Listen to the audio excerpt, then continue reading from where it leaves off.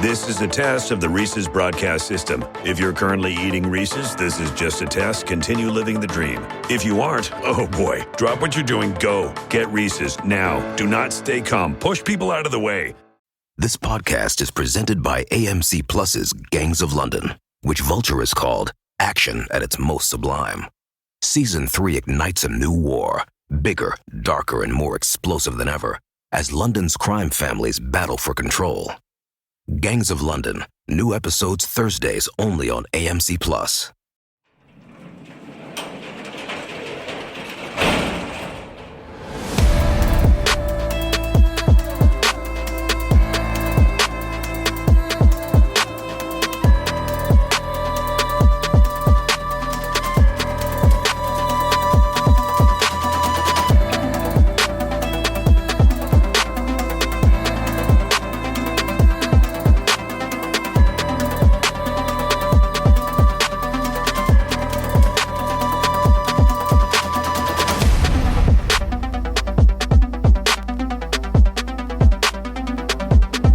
Welcome to True Crime Garage. Wherever you are, whatever you're doing, thanks for listening. I'm your host, Nick, and with me, as always, is a man who knows that the scars are just proof that we are alive. Here is the Captain. Yeah, it's good to be seen and good to see you. Thanks for listening. Thanks for telling a friend. Today, we are drinking Backseat Driver by the good folks over at Tap Station. Backseat Driver is a hazy IPA. It's crispy, it's hoppy, it's bitter, piney, and full-bodied with a hint of floral and citrus. ABV 6.3% garage grade, 3 3/4 bottle caps out of 5. And let's give some thanks and praise to our good friends for helping us fill up the old garage fridge for this week. First up, a big cheers to Meg in Brighton, Michigan. And a big "we like your jib" goes out to Lisa from Italy. Here's a double-fisted cheers that goes out to John Laxon and Elizabeth Lange in Ely, Minnesota. And a big tall cans in the air goes out to Miles in Henderson, Kentucky. And last but certainly not least here, Captain, we have another double cheers. This one going out to Trip and Hazel from Lawrence, Kansas. Everyone we just mentioned, they went to truecrimegarage.com, donated to the beer fund, responded to the Colonel's email, and for all of that, we thank you. Yeah, BWRUN Beer Run. Make sure you subscribe to the podcast. Make sure you tell a friend. And Colonel, that's enough of the business. All right, everybody gather around, grab a chair, grab a beer. Let's talk some true crime.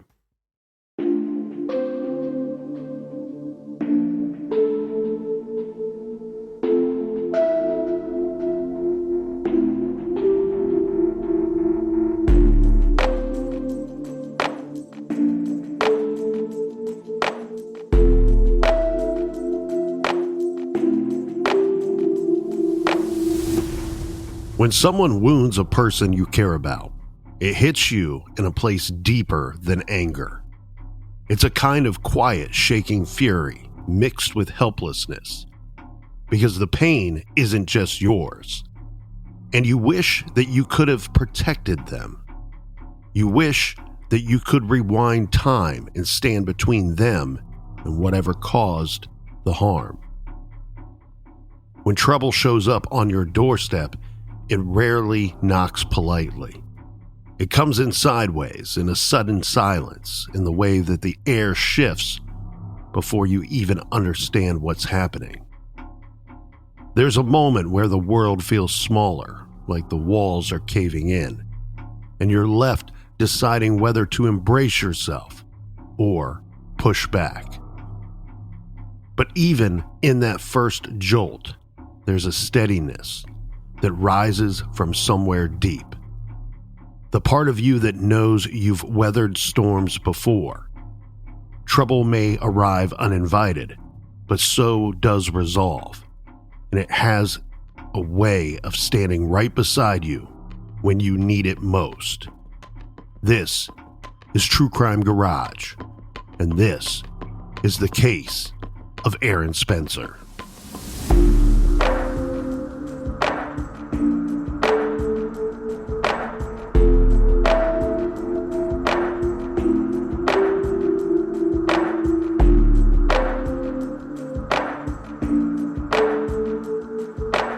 This week we are heading down to Lone Oak, spelled like Lonoke, but I believe it is pronounced like Lone Oak. This is Lonoke County, located in central Arkansas. A little over 75,000 people are living and working there. The county seat is Lone Oak, and the largest city is Cabot. We will also be talking about Carlisle, Arkansas. Cabot, Lone Oak, and Carlisle are all extensions of the greater Little Rock area for those of you outside of the state of Arkansas. Cabot is up Route 57. Lone Oak and Carlisle are out Route 40. Lone Oak is an alcohol prohibited or dry county. So the fine folks of Lonoke County might not be joining us for a beer or two of the week here today, Captain. But whether or not any of those fine folks want to join us to raise a glass and bend an elbow in the privacy of their garage, that's up to them.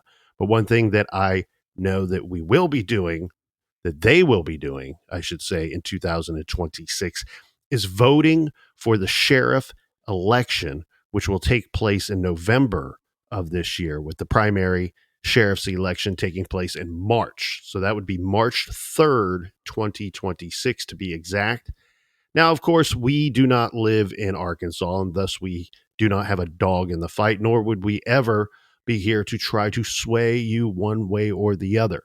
But we couldn't help but notice that this is a rather unusual sheriff's election. The Democrat running is already determined, but we have three candidates to represent the Republican Party in November. So in March, we have the incumbent, the current and standing sheriff. His name is John Staley, who is running for re-election. Staley was elected sheriff in 2012 and started his first term back in January 1st of 2013.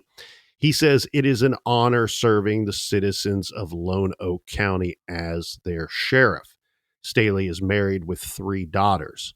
Also running as the potential Republican representative is David Bufford, who has 30 years of law enforcement experience. And then we have Aaron Spencer, who is a proud airborne veteran, and he and his wife of several years are raising their 2 children in Lone Oak County. However, there is a major twist here, an M. Night Shyamalan-sized twist.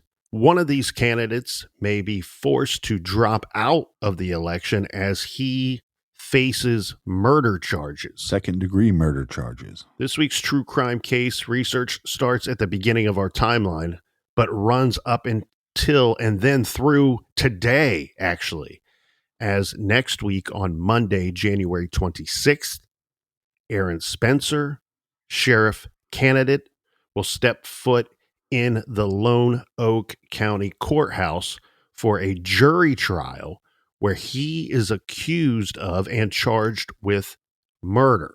County prosecutors say that Aaron Spencer is guilty of second-degree murder, just like the captain said, with an additional gun charge. Spencer's defense attorneys say that the charges are absurd and that Aaron Spencer was simply protecting his family. I'm sure that many of the residents of Lone Oak are happy that they will not have to sit on this jury, as some believe Aaron Spencer to be guilty of all charges, and at the same time, many wondering why Spencer was even charged at all in the first place.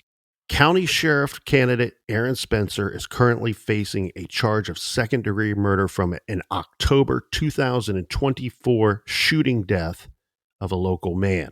His trial is scheduled to begin in January of 2026, and under Arkansas law, in fact, I would hope this would be the law everywhere here, Captain, a conviction would disqualify him from holding public office. It would also send him to prison. Now, this case has gained national attention as Aaron Spencer argues his actions were a justified defense of his daughter. Yeah, but if it was me running, if I was Aaron, I'd say, hey, look, vote me in, and even if I get convicted, that just means I'll have more time on my hands to devote to the citizens of this county. He may end up with a lot of time on his hands. And We talked about people having an opinion on this case, especially the good folks down there in Lonoke County. But as of December of last year, of 2025, this case has prompted more than 195,000 people to sign a petition calling for Aaron Spencer to be absolved of all charges. Quickly here, let's introduce some of the folks at the center of this story. Aaron Spencer of Carlisle, Arkansas, is 37 years old. He is a proud combat veteran. Aaron served in the 82nd Airborne Division. Thank you to all of our amazing men and women serving this country, past and present. He is also a contractor and farmer, and a devoted husband and father who has spent his life serving others. He says that he grew up with the values that still guide him today, like faith, hard work, respect for the law, and a love of country. He joined the military to defend those values and carries the same courage and commitment into every part of his life after service. Aaron and his wife, Heather, so she's an Arkansas native from Cabot. They've been married for 20 years. They're raising their 2 children in Lonoke County. Their family is grounded in traditional values, they say, honesty, integrity, and responsibility to the community. Now that we've introduced you to the Spencer family, we are going to go back and kick off our timeline for this week's true crime story. Let's start it off July of 2024 here, Captain. And I will summarize what went down in July, as there was a lot of activity pertaining to this case. So Aaron and Heather Spencer are raising their kids. At that time, one of their children is a 13-year-old daughter. She's being homeschooled. Part of this was due to the fact that she was helping out. So the entire family was taking care of a dying grandfather. She was able to take a break and spend some time with friends that the Spencers say were, air quotes, like family. And so she's going to be spending time with friends and the friends' parents. These are people that the Spencers trusted. This is where their daughter met a man named Michael Fosler, 67 years old. He is the boyfriend of a family friend. And through meeting him, at some point, he starts grooming her via text messages. And it's believed that this started in April of 2024.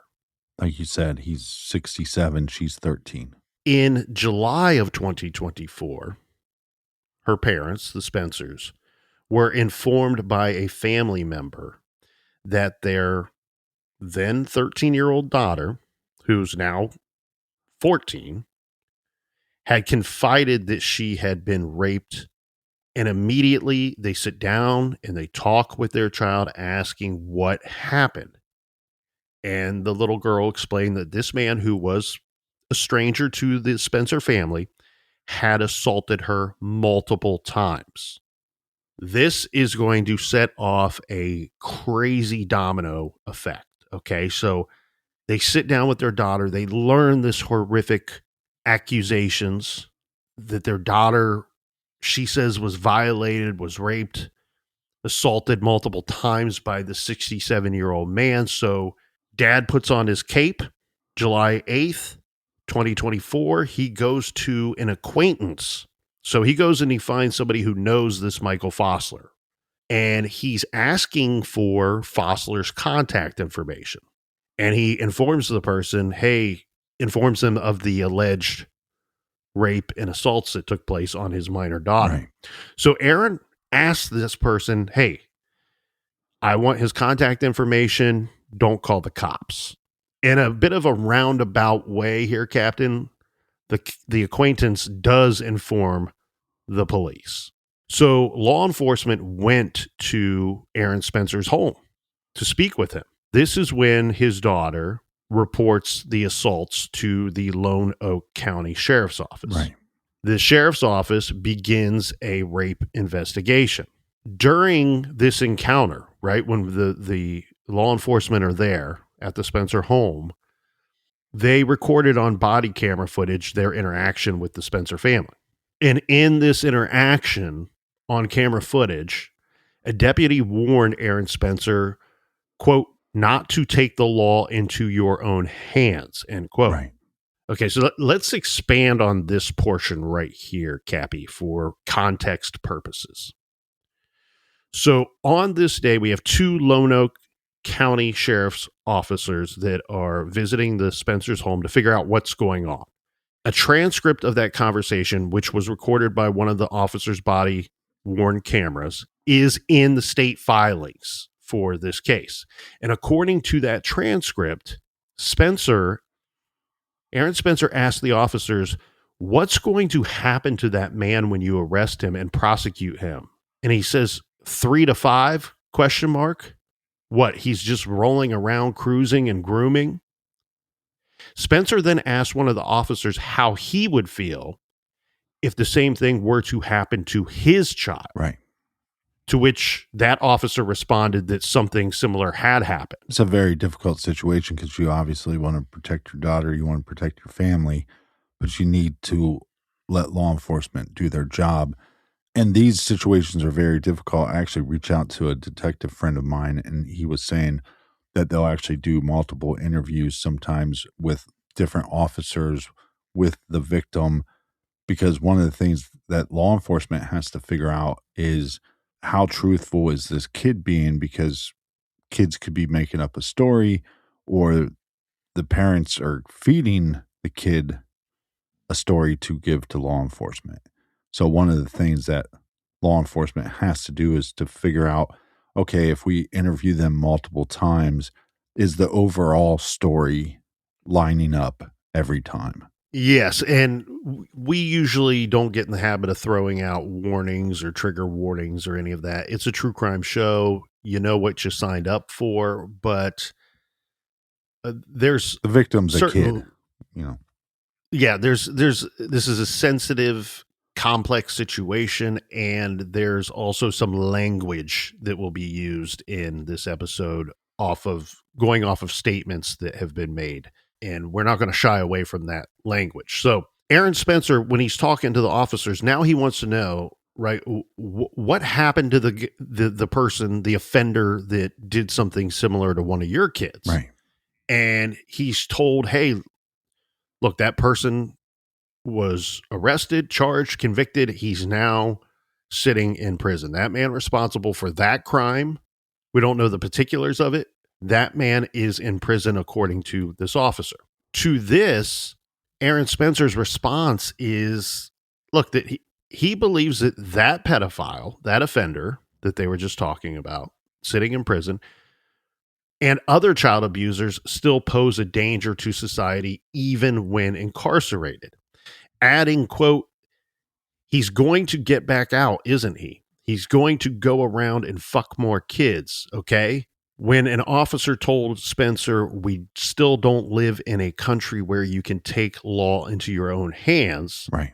Spencer simply replied, bullshit. One of my problems with these pedophiles preying on children is I think you can make an argument whether they're tricking or coercing or physically moving the child to a location. I believe you could tack on a kidnapping charge. And I Yes, I think if we did that more often in these cases, you're not looking at 3 to 5. And I'm not saying that law enforcement should reassure Aaron Spencer of this, the father of the victim, but depending on where they get put in prison and depending on if they're found out by other inmates, that 3 to 5 years can be a torturous hell. By the end of this conversation, or at least where this transcript ends, it appears here that Aaron Spencer has calmed down, right? We can hear that he's agitated, a bit aggressive, but at some point he seems to calm down. The officers reminding him that taking matters into his own hands will only ruin his daughter's life, potentially even more. He says, so what can we do then? Can you guys go get him? Can you put him in prison? What they do is Aaron Spencer's daughter, was interviewed at the Wade Knox Children's Advocacy Center that same day. And the Lone Oak Sheriff's Department started their investigation on July 11th, 2024. That man, Michael Fosler, age 67, was arrested and charged. Listen to this, 43 counts. Yeah. Arrested and charged with 43 counts, including sexual assault of a minor and internet stalking. So the official offense date was listed as June 1st, 2024. And all of the counts are as follows. Internet stalking of a child, which is in Arkansas a Class B felony, 2 counts. Sexual assault, 4th degree, Class D, 2 counts. Sexual indecency with a child, 2 counts. Electronic facilitation of child sexual abuse, 2 counts. Also several counts of pandering or possessing medium depicting sexual conduct with a child.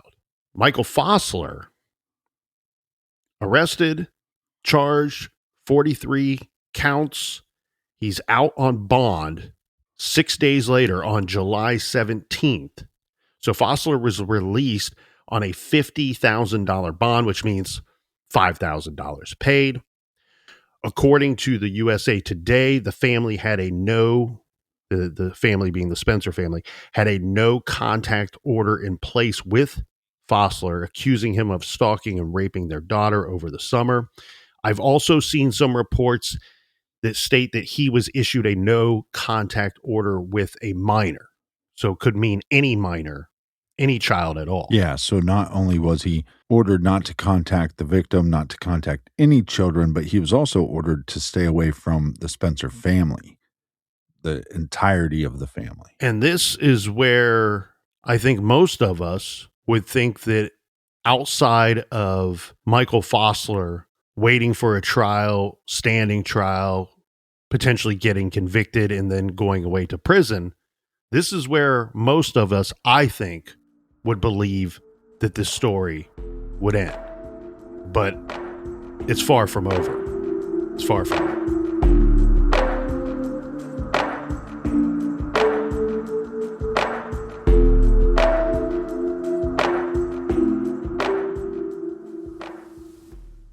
This show is sponsored by BetterHelp. I would like to feel lighter in 2026. Stop overthinking everything I'm saying on the podcast and in real life. A new year is a new opportunity to feel lighter. You don't have to become a new person to do it. Signing up for therapy with BetterHelp can shine a light on what's been weighing you down and illuminate possibilities for the year ahead. BetterHelp handles the initial therapist's matching work for you. Just take a quick questionnaire to share your needs and preferences, and thanks to BetterHelp's industry-leading match fulfillment rate, they usually get your match right the first time. And if your match isn't the right fit, switching to a different therapist is easy. Let BetterHelp provide you an unbiased perspective on your life, so you can head into the new year taking only what truly serves you. A less filtered captain. You can't step into a lighter version of yourself without leaving behind what's been weighing you down. Therapy can help you clear space. Sign up and get 10% off at betterhelp.com/garage. That's betterhelp.com/garage. This show is proudly sponsored by BetterHelp.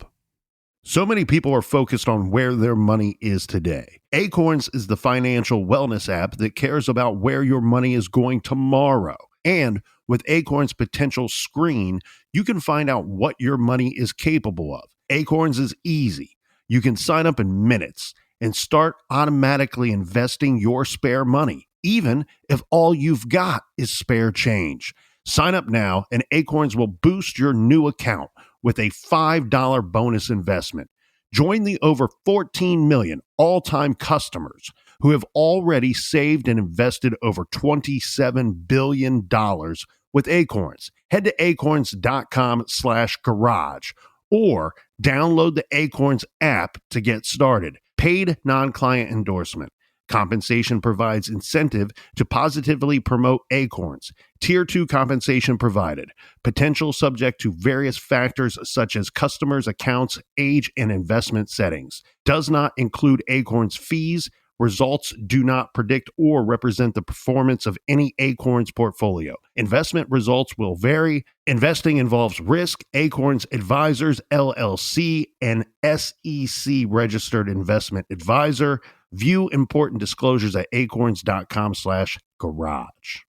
If you're a pet parent like me, you know about Chewy. And when they say they have everything you need to keep your pet happy and healthy, they're not messing around. To keep them happy, Chewy has over 100,000 products from all the brands your pet loves at prices you love. And to keep them healthy, Chewy offers pet prescriptions, pet insurance, telehealth, vet visits, and is even rolling out vet clinics across the country. This is why I love Chewy. It's a one-stop shop. My little dog, Frank the Tank, loves the toys and the treats and the food that I get from Chewy. But what I love is I can get his prescriptions.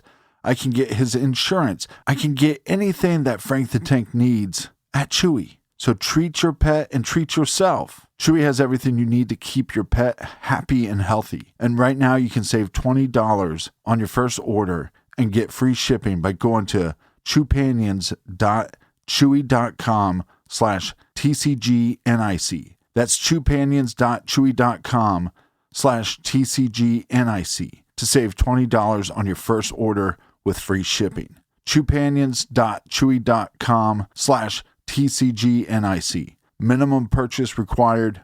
New customers only. Terms and conditions apply. See site for complete details. Check out chewpanions.chewy.com/TCGNIC today. A new year, colder days. This is the moment your winter wardrobe really has to deliver. Quince brings together premium materials, thoughtful design, and enduring quality so you stay warm, look sharp, and feel your best all season long. Their outerwear is especially impressive. Each piece is made from premium materials by trusted factories that meet rigorous standards for craftsmanship and ethical production. I went out to dinner last night wearing some Quince gear. Where I live, it's freezing outside, so I like to layer up. And some of my layer up gear includes the Quince Mongolian Cashmere quarter zip sweater, the Australian Merino wool full zip sweater. Put either of those over one of their performance tees, and now you have your foundation. But my favorite right now has to be the organic stretch corduroy trucker jacket. Shop men, women. If you're an adventurer, they have travel gear plus bags and accessories. And if you're looking for a great deal, click on the $50 cashmere tab. Refresh your winter wardrobe with Quince. Go to quince.com/garage for free shipping on your order and 365-day returns. Now available in Canada too. That's QUINCE.com/garage. Free shipping and 365-day returns. Quince.com/garage.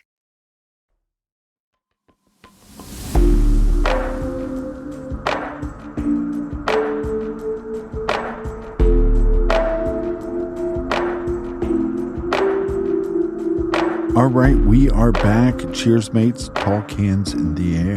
Tall cans in the air, in fact. Indeed, my friend, indeed. A little less than 3 months after Michael Fosler was arrested and then let out on bond, we get this next major portion, the biggest portion in our timeline here of this week's true crime story. And this takes place, Captain, on October 8th, 2024. So at approximately 1 a.m. in the morning, Aaron Spencer says that he is awakened by his dog barking. So he's up, he decides to go to his daughter's room to check on her. Now, mind you, we had mentioned that the Spencers have 2 children.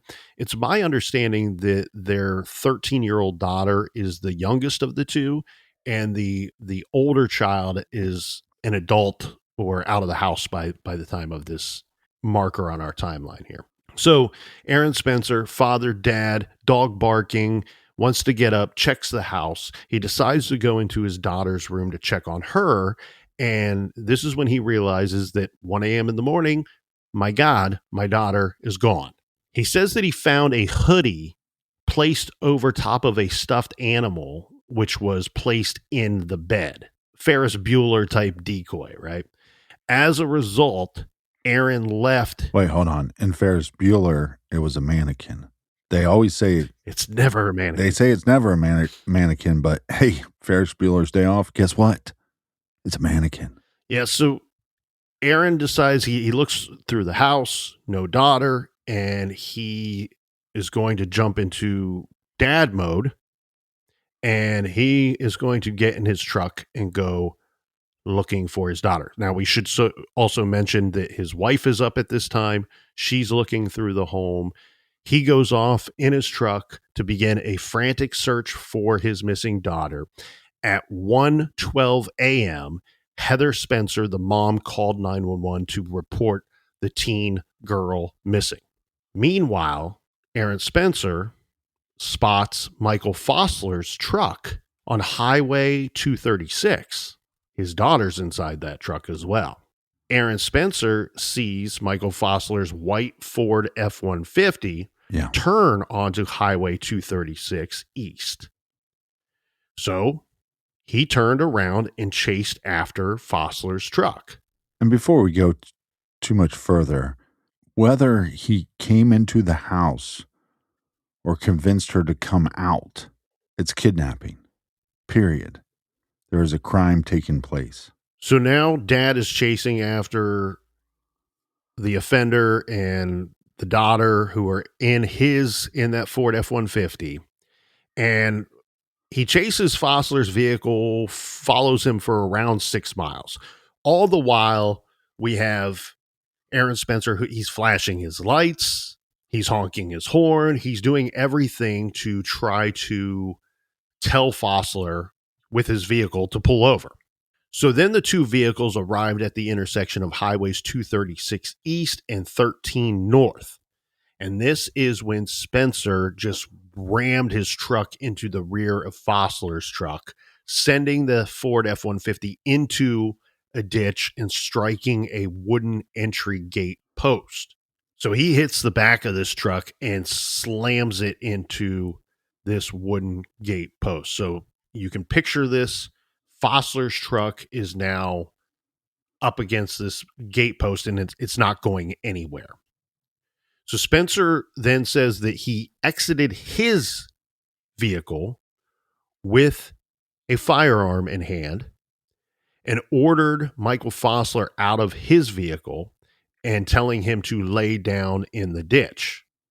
Aaron later stated that he observed his daughter trying to exit the passenger side of the vehicle, but he said it appeared to him that Michael Fosler had grabbed her, preventing her from getting out of the vehicle. Yeah, because I've heard this reported multiple ways, and one of the ways I've heard it, or the story told, was when Spencer gets out of his truck, he's ordering his daughter, hey, get out of the truck, and she can't or won't. We don't, that's, again, we only have really 2 people's side of the story. But either way, then it turns into him ordering out the pedophile. Aaron Spencer then says that Michael Fosler exited his vehicle and had something in his hand, but Spencer did not know what it was. Aaron Spencer stated that Michael Fosler then lunged towards him, saying, "Fuck you." Spencer stated that he then opened fire on Fosler, emptying his weapon before jumping on top of Fosler and pistol whipping him. Yeah, he shot him a lot. Yes. Aaron Spencer then stated that he got his daughter out of the vehicle and returned to his truck where he reloaded his weapon. Now, we also know that at 1:34 a.m., 911 dispatch got another call. This call is from Aaron Spencer, who said he had located the, quote, man who kidnapped his daughter, end quote, and his daughter, but that Michael Fosler was, quote, dead on the side of the road and that he had no choice. According to the police report, Spencer shot Fosler in the chest, arms, and abdomen with a Glock 19 Generation 4 pistol. And like the captain said, Spencer fired 16 shots, hitting Fosler 15 times. Yeah, that dude is dead. The report does not say how many times each body part was hit, though a standard magazine for a Glock 19 holds 15 rounds, but if you chamber one, you've got 16 rounds. Right. Regarding the pistol whipping of Michael Fosler, the report notes that there was blood on the outside of the weapon when the police recovered it. Michael Fosler died at the scene. USA Today reported that the child's mother had thought this time Fosler might be trying to kill her daughter because he was facing 6 to 9 felonies, and her daughter was the only witness to those crimes. Yeah, think about this. If he is successful in kidnapping her and then he ends up killing her, and they can't pin that charge on him while all those other charges then go away. Yes, and regardless of, 3 to 5 or how they would structure the sentencing for those charges, 43 counts, they'd probably reduce the number of counts at some point. But being 67 years old, it's not entirely out of the realm of possibility that he would spend the rest of his life in prison. That's one thing that I think we should be keeping in mind. Now, of course, Aaron Spencer is going to be arrested on a preliminary charge of first-degree murder. He, too, was released on bail. This was the following day. November 27th, 2024, Aaron Spencer was formally charged with second-degree murder with a firearm enhancement charge. Yeah, and just to stop here for a second, if I'm law enforcement, even with this 911 call, even if I agree with what Aaron Spencer did, even if I think that it's within his rights, because you can look at it two ways. One, you can argue self-defense, but you can also argue basically protecting another individual. And so I could see law enforcement eventually not charging him with anything, but the initial step is, hey, let's just arrest him. Let's get him in here. Let's go over some of the evidence. Let's interview him and let's see and let's try to get all the details that we can of what happened. Yeah, this is such a difficult one here, right, Captain? Because on one hand, you can say, he shot him 15 times. He fired the gun 16, hit him 15. Pistol whipped him after he shot him 15 times. So you can easily say, all right, first-degree murder or minimum second-degree murder, and this guy's caught red-handed. Then on the other side of that argument, you could say, no, this is self-defense. What's in the middle of both of those arguments to me is the fact that my 13-year-old daughter is in that guy's truck at the middle of the night. And oh, by the way, that guy is also the same guy that she told me had sexually assaulted her. And she told the Lonoke Sheriff's Department that he sexually assaulted her as well. Yeah, and he's 67 years old. This is not his first pedophile rodeo. And also, we have to look at statistics, right? And I tried to look this up to get more accurate numbers, but roughly, studies show 70 to 80% when a child is abducted, 70 to 80% will die within the first 3 hours.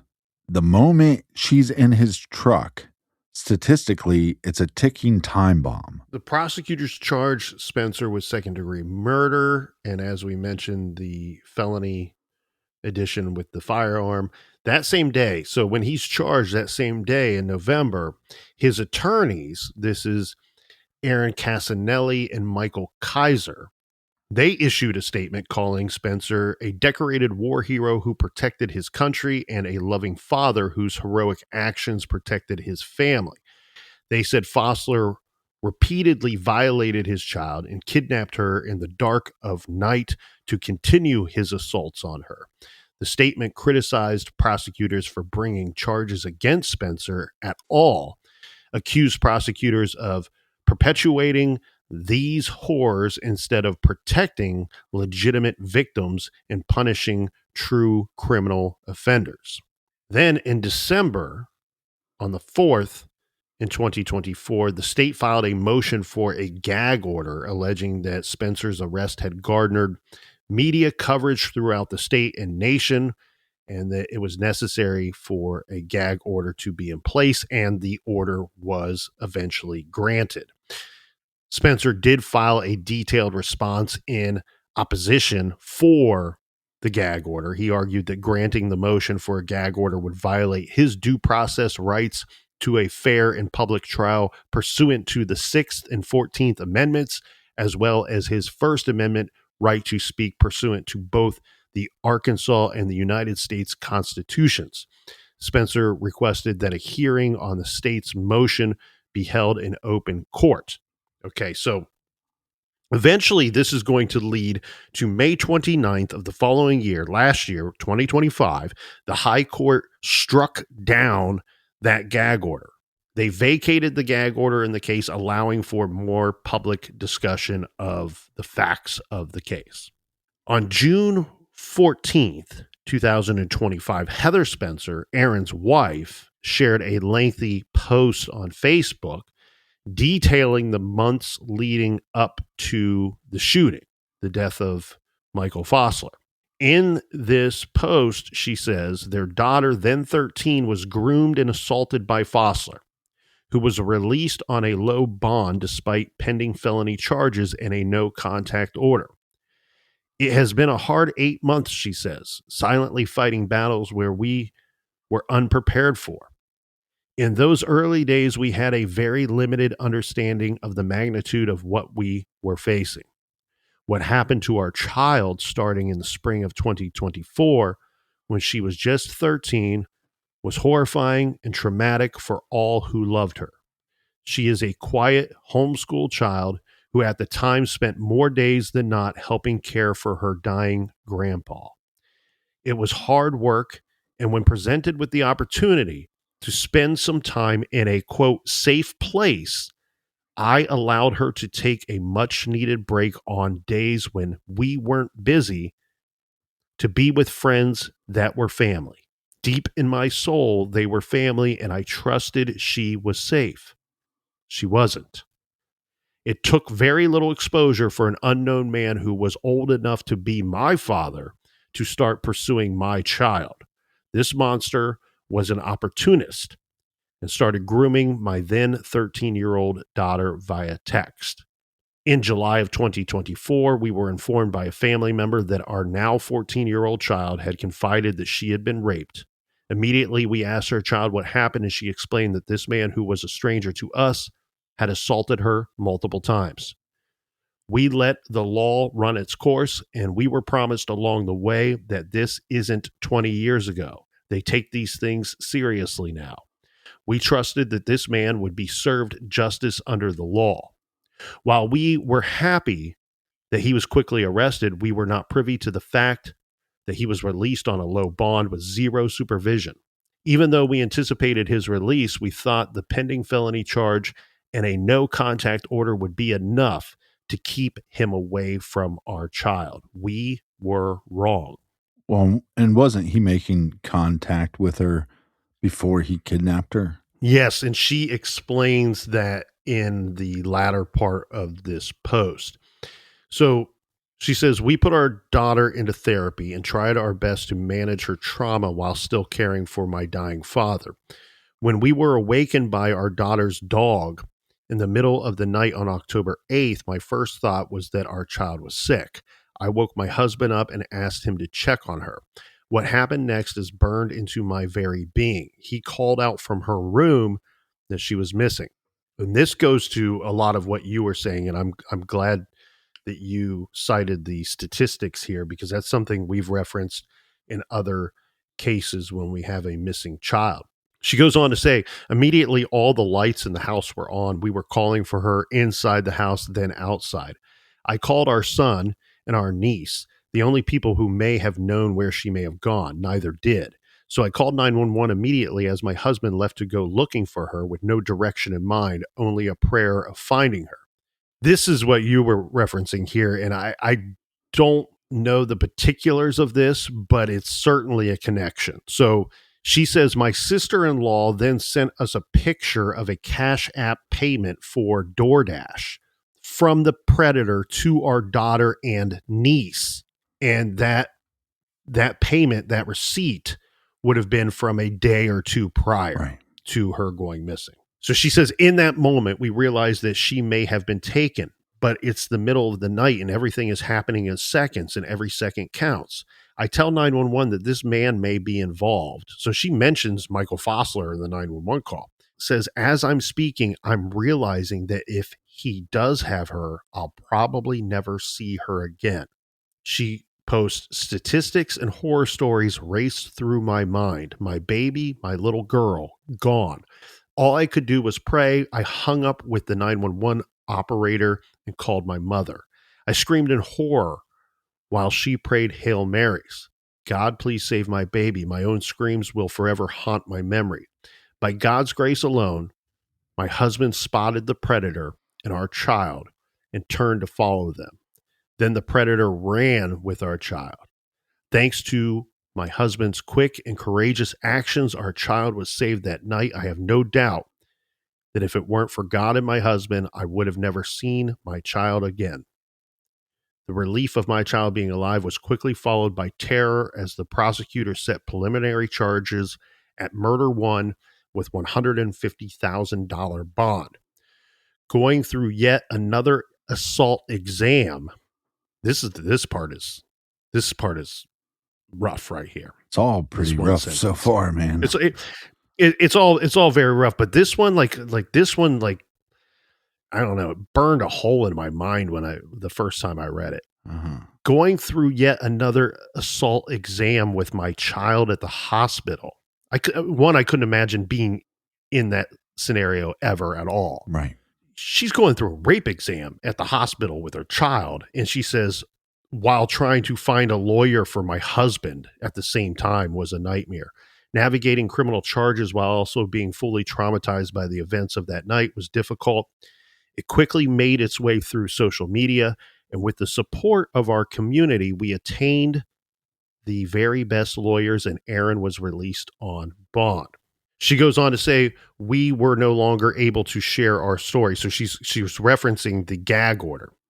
She says, at an arraignment, they decided to charge my husband with murder too, with a gun enhancement charge. Then immediately, the same judge who released this monster out into the community to continue his reign of terror on our child placed us and seemingly the whole world under an unconstitutional gag order. We were no longer allowed to share our story, and we were forced to suffer the injustice in silence. By some other miracle, our case was heard by the Arkansas Supreme Court, and the gag order was lifted. We are now free to share our story. Yeah, it's almost like the system knows that charging him with anything is going to be questionable. So let's put a gag order on so nobody can question us. And maybe it'll just go away. There won't be public pressure, and we can charge this guy and put him in prison. And then the last paragraph of her post, Captain, says, my husband didn't ask to be put in a position to save our child. We didn't ask for any of this. An evil man with a long history of predatory behavior targeted our child and was not scared of the consequences. My husband was forced to save his child from someone who should have never been on the streets to begin with. Please continue to pray for our family and share our story. If this can happen to us in rural Arkansas, it can happen anywhere. A lot of weird shit happens in Arkansas. But think about this too. Let's say he did go into the house to kidnap her, and he was spotted by the father, and then the father shot him. would we still charge the father with second-degree murder? That's an interesting thing to ponder. That's an interesting part of it. The other part of it too is I think what's not being said here wasn't said in her lengthy post, but anyway, but it in the post I thought was well put together. It's I brilliant. think very well It's said. brilliant. I think mom did the right thing. I think Yeah. that tells her side of the story. It also tells the public some of the things that she went through internally and some of the things that her family went through internally that wasn't so obvious to the rest of us. But the part of this that makes this criminal, right? Not just criminal, but extremely dangerous. There's every reason to believe that this man would have went to extreme lengths to do something. Kidnap the girl, assault her again, kill her. We don't know. I say we should have every reason to believe that he would have done something extreme because just by way of the no contact order, he shouldn't have gone anywhere near their home. He shouldn't have gone anywhere near that girl, whether he stepped foot in their home or not. He shouldn't have been anywhere near that girl. And we have proof he was making contact before this. And to break that no contact order while still facing 43 charges tells me, that's an indicator to me that he might be willing to do something extreme because that act in itself is extreme. I absolutely agree with you, and I absolutely agree with the parents in the sense of, like, that's the first thing that would be going through your head. This guy was ordered to stay away. He has 43 charges pending against him, and then he stole our daughter. He kidnapped our daughter. There is a crime in progress, and I just don't get it. It's like if there was an elderly lady walking down the street and some thug jumped out and started attacking her, and a good Samaritan ran out and grabbed the guy and pulled the attacker off the elderly woman and threw him to the ground, and in the process that guy hit his head and died. Well, we wouldn't charge that individual because, one, he was protecting somebody else, and it's cause and effect. This guy would have never stepped in if this thug didn't attack the elderly woman. This one's a very difficult one for me to have a very, very strong opinion one way or another. I don't see anything wrong personally with what Aaron Spencer did. Those statistics that you cited and that I then echoed. The other part of this too is we've reviewed cases like this in the garage before, as outside of the box as this one might feel like on the surface. No, we've told you stories before, true crime stories of child or young adult accuses someone of an offense or of a sexual assault or rape. Child or young adult disappears in the middle of the night, never found, never seen again. The police find the stuffed animal with the hoodie on top of it and go, oh, she ran away. Something must have been going on at home that she wanted to get away from, or the kid was just a problem. And she ran away, and now there's nothing we can do. And, we have to drop the charges against this man because he can no longer face his accuser in the court of law. So 2 to 3 hours potentially from being dead and buried and maybe never found again if dad doesn't step out into the night and get in his truck and go looking. Now, Heather, the wife, did set up a GoFundMe to pay for her husband's legal fees, but this was removed. The money was returned to the donors. It was receiving donations, but it was returned to the donors, as GoFundMe does not allow fundraisers to raise money for the legal defense of anyone formally charged with an alleged violent crime. Right. In October of 2025, Aaron Spencer announced his candidacy for Lonoke County Sheriff, campaigning on the message that the current system had failed to protect his family. So according to reports, when he launched his campaign on October 10th, he announced that he is running for Lonoke County Sheriff as the head of the agency that arrested him the previous October. Spencer described himself as the father who acted to protect his daughter when the system failed him, and a husband, a combat veteran of the 82nd Airborne Division, a contractor, and a farmer. He said he has seen firsthand the failures in law enforcement and in our circuit court. And he said he could no longer sit by silently. He says, quote, "This campaign isn't about me. It's about every parent, every neighbor, every family who deserves to feel safe in their homes and safe in their community. It's about restoring trust, where neighbors know law enforcement is on their side and families know they will not be left alone in a moment of need." But I think you can Following that announcement. But I even think you can go a step further in that. You need a community that feels safe if they feel like they're in immediate threat, that they feel safe and confident that they're able to protect themselves. And if there is a crime happening to somebody else, that they feel safe in stopping that crime or helping that individual. You have to have a community that is okay with that they have some kind of understanding. And law enforcement, again, you don't want the public taking the law into their own hands, but you have to have the right to self-protect. You have to have the right to protect somebody else if they're in immediate danger. Following that announcement, Sheriff John Staley with the Lonoke County Sheriff's Office shared the following statement: "I will be seeking re-election to continue being our Lonoke County Sheriff.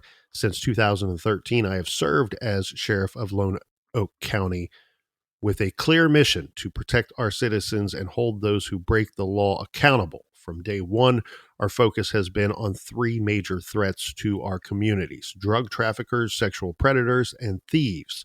We've made significant progress, and we will continue to work tirelessly to keep Lonoke County safe and ensure justice is served fairly and consistently for everyone.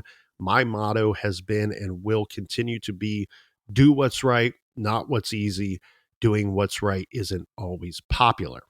There were some pre-trial hearings that took place in middle of December 2025. The pre-trial hearings were held where the judge ruled that the body camera footage and Spencer's statements from July 2024 would be admissible as evidence. So remember, that's when he's talking to the officers when they first are notifying Lonoke County Sheriff's Department about the assaults. Right. His comments about, hey, like, this isn't good enough, or, you know, so that body cam footage will be part of the January trial. And also during the pretrial hearing on this murder case, Aaron Spencer's defense team withdrew a motion that sought to exclude a glass smoking device found in a police cruiser after his arrest. The specific reasons for initially filing the motion to exclude the evidence or the reasons for its subsequent withdrawal were not detailed in the available reports. Some other pretrial hearings addressed several other pieces of evidence, including cell phone data. The judge ruled that the FBI agent could testify about cell site location data from Spencer's phone. This one's interesting. No one's disputing where Aaron Spencer was when he pulled the trigger and killed Michael Fosler. Right? That's not part of the trial. Nobody's denying that Spencer killed Fosler. It's just, was it in self-defense and protecting his family, or was it an unlawful killing of another person? That's the argument. Nobody's arguing that he killed him, and nobody's arguing where he was when that murder took, or nobody's arguing where he was when he was right in front of the pedophile pulling the freaking trigger.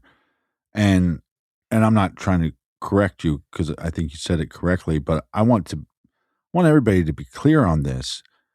Especially in Arkansas, you have the right to protect yourself and you have the right to protect somebody else. So there's two ways that they could go as far as trying to defend this. But again, it's cause and effect. This pedophile would not be dead if he didn't go and break orders and kidnap a child. And it's pretty pathetic that all we're going to charge these pedophiles with is a couple years.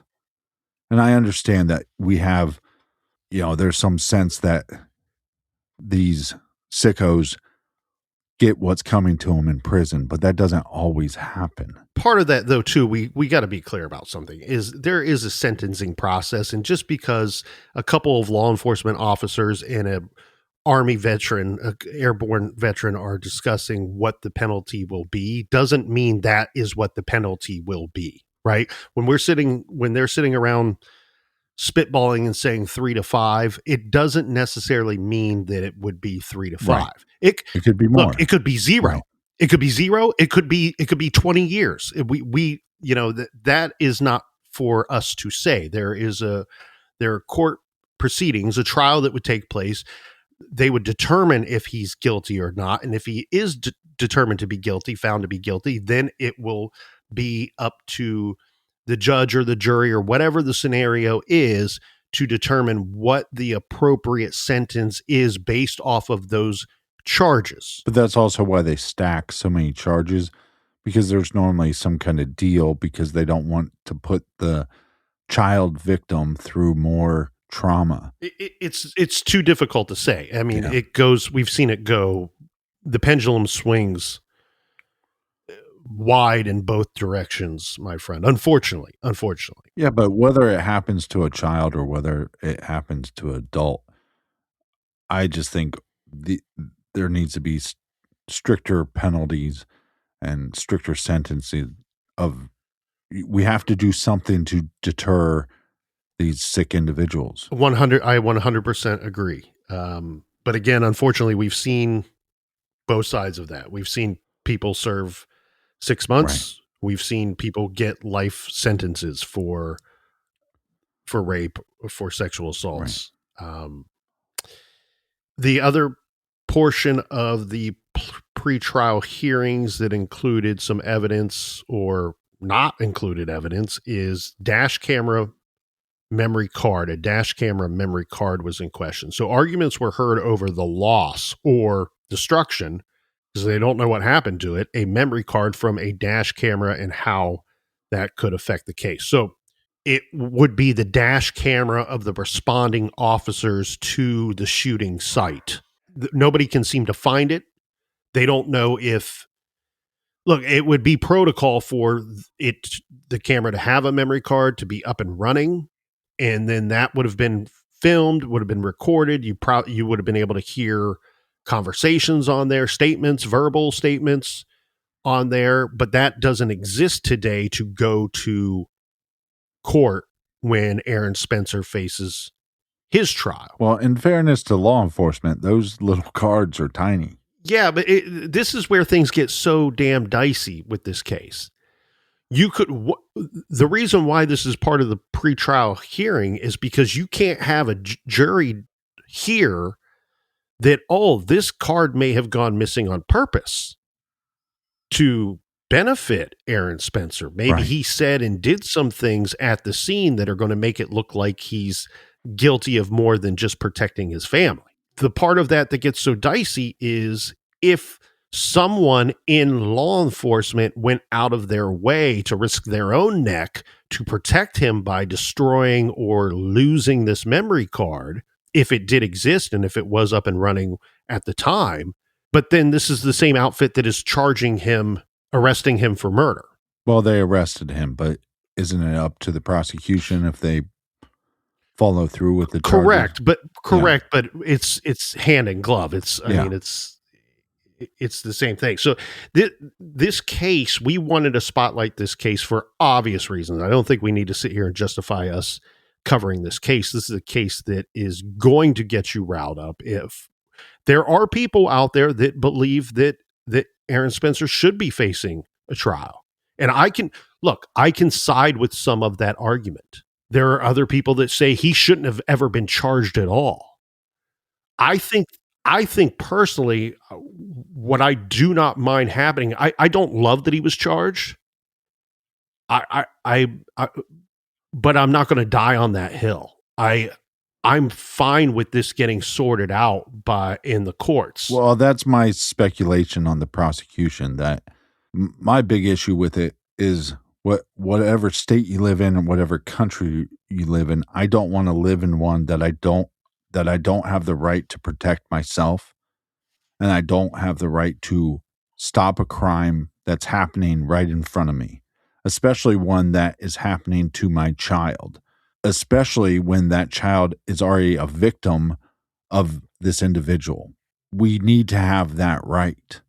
And you can make so many analogies. Somebody busts into your house and maybe they're just going in there to rob you, but you don't know that at the time. You should have the right, and you should feel confident and safe that if you protect yourself and something happens to this individual, well, guess what? That's their fault.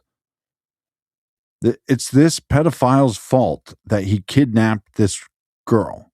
Absolutely. And the father stopped the crime from happening. And he wasn't being a vigilante. A vigilante would have said, you charged him with 43 counts, and then you let him out on bond, and on his way out of prison, I kill him. Or I track him down at his house and I kill him. Aaron Spencer did not put himself into this situation. That pedophile did. And I don't want to live in a state, I don't want to live in a country that's not okay, that you can't protect yourself or your family member, or even somebody you don't even know. When a crime is taking place, again, we say it all the time on the show. Last week, we're saying, if you know something, it's your duty as a human to say something. If you recognize this individual in the Lane Bryant murders that killed 5 innocent people and almost killed a 6th, if you recognize this piece of shit, it is your obligation as a good human to come forward, tell law enforcement. And if you don't, guess what? You're a piece of shit. And before we dove into this case, I heard, some rumblings about it, but I just thought it was a situation where his daughter was a victim. They charged the individual. They're awaiting trial. And then this guy went out and hunted this guy down. That's just what I assumed before we looked into it. So going in, I had some confliction where I'm like, well, I understand what he did and why he did it. And then you question that in yourself. Would I do something like that? Would I hunt down the pedophile that raped my daughter? But that's not what happened. And the more I looked into it, the more I was like, I'm not on the fence about any of this. And I don't understand why the prosecution is charging him. Like I said, I understand you arrest him, you bring him in for questioning, and you look at the evidence.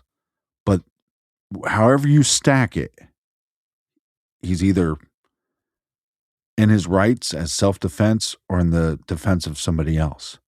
And it's not just somebody else. It's his 14-year-old daughter that was raped by this piece of shit. And again, go back to the statistics.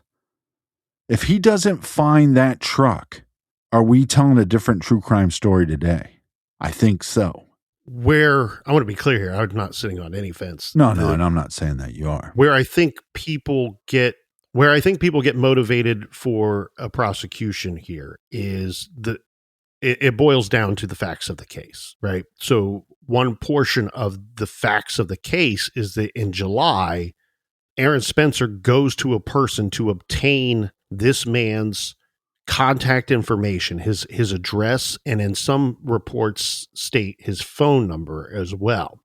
And every report says the same, that he told this person that he was seeking that information from, do not call the cops.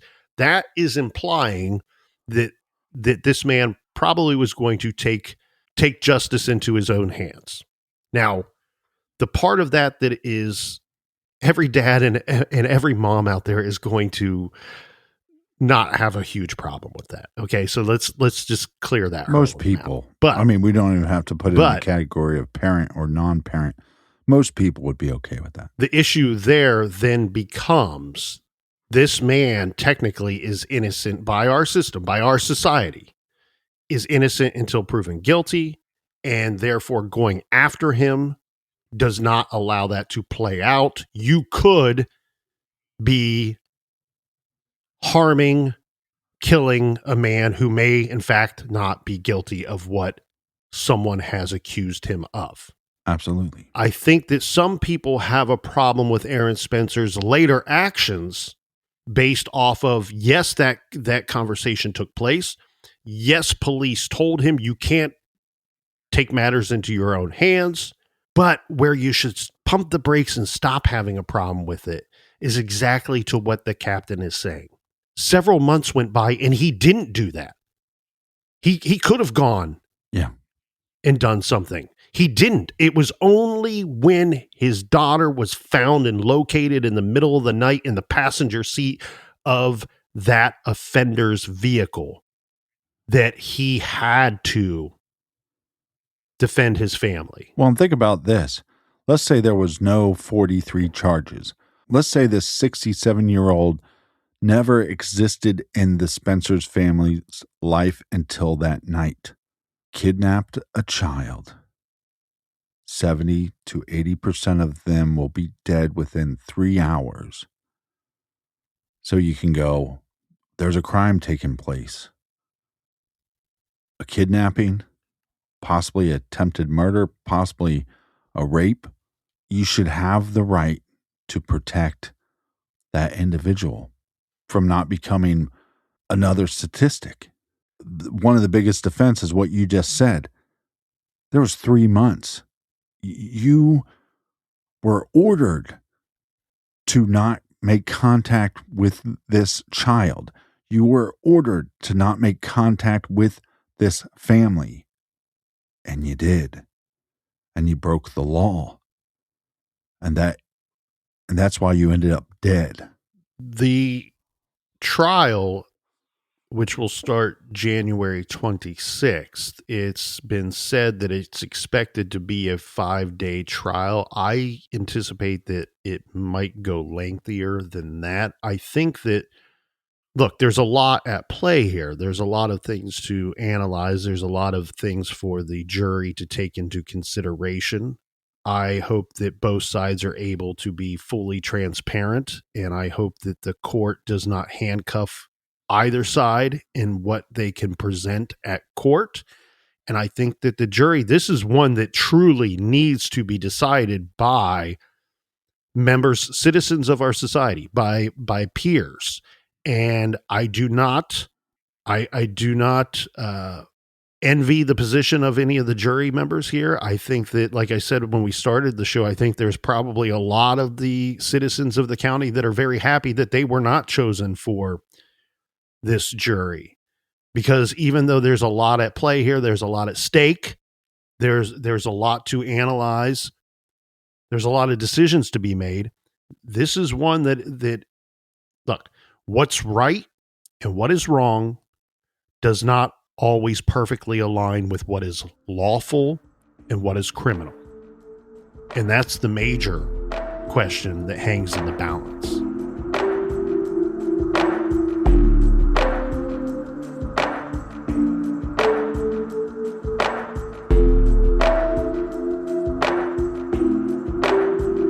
Well, Colonel, that was a tough episode. A doozy. But we want to thank everybody for joining us here in the garage. Thanks for telling your mother. Thanks for telling your brother.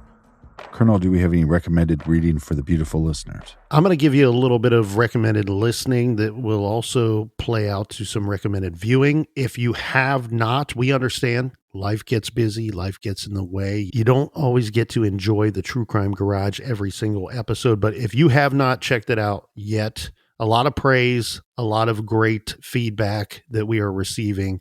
A couple weeks ago, early January, first week of January, we released 2 episodes. One titled Best of True Crime and the other Best of True Crime Garage 2025. In Best of True Crime, the captain and I, we sat down and we discussed 3 of our favorite true crime docuseries or documentaries that came out in the 2025 calendar year.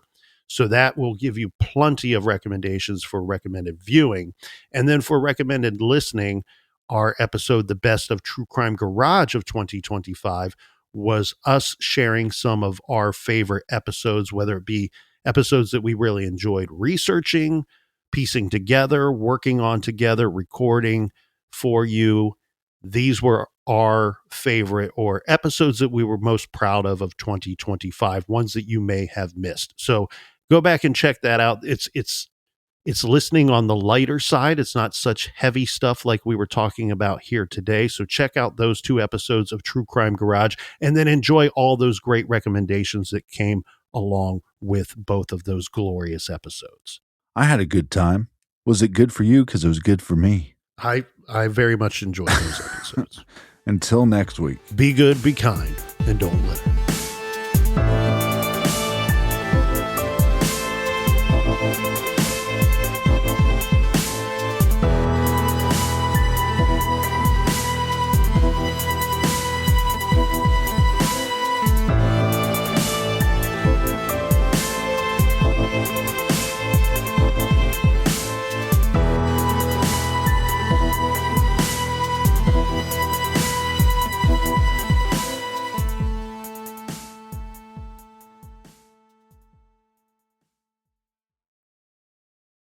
Real talent is defined by what people can do, not where they learn to do it. So by stopping at the education section of a resume, you might throw away the perfect hire. Skills First Hiring helps you see talent others miss, like more than 70 million stars, skilled through alternative routes. Let their story unfold and gain a competitive advantage, because hiring managers who start with skills are 60% more likely to find a successful hire. Hire skills first. Learn why at tearthepaperceiling.org. Brought to you by Opportunity at Work and the Ad Council.